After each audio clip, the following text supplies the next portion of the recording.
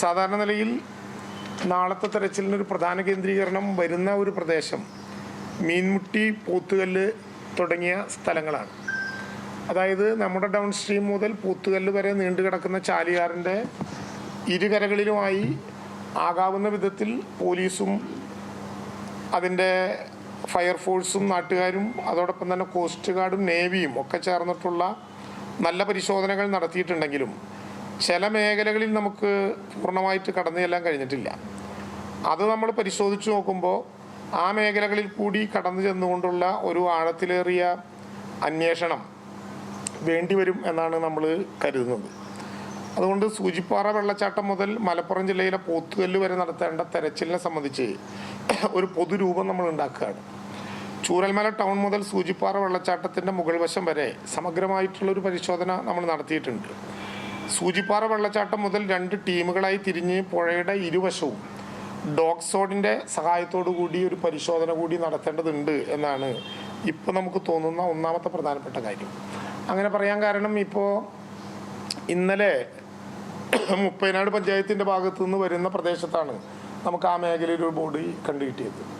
അതിൻ്റെ റിക്കവറിയുമായി ബന്ധപ്പെട്ട് പോയപ്പോൾ വീണ്ടും ഒരു ബോഡി കൂടി കിട്ടുന്ന സ്ഥിതിവിശേഷം ഉണ്ടായി. അപ്പോൾ അതുകൊണ്ട് സൂചിപ്പാറ വെള്ളച്ചാട്ടം മുതൽ 2 ടീമുകളായി പുഴയുടെ ഇരുവശവും ഡോഗ് ടീമിൻ്റെ കൂടി സഹായത്തോടെ, സ്ക്വാഡിൻ്റെ കൂടി സഹായത്തോടെ പരിശോധന നടത്തേണ്ടതുണ്ട്.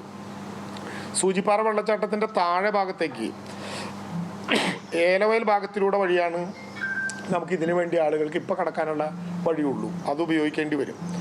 സൂചിപ്പാറ വെള്ളച്ചാട്ടത്തിൻ്റെ താഴെ 2 വെള്ളച്ചാട്ടങ്ങൾ കൂടിയുണ്ട്.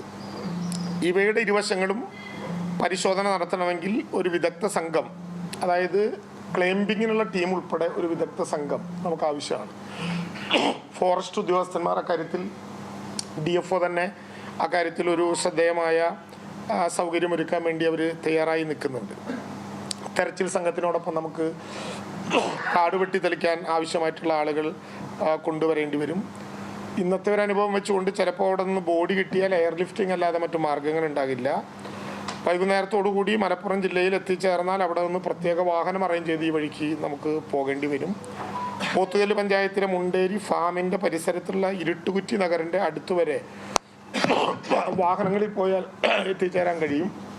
അതിനെ തുടർന്ന് ഈ പ്രദേശത്തെ 2 ഭാഗങ്ങളും ഡോഗ് സ്ക്വാഡിൻ്റെ ഉൾപ്പെടെ സാന്നിധ്യത്തോടു കൂടി പരിശോധിക്കുക എന്ന ഒരു പ്രധാനപ്പെട്ട ദൗത്യം കൂടി നമുക്കിന്ന് നിർവഹിക്കാനുണ്ട്.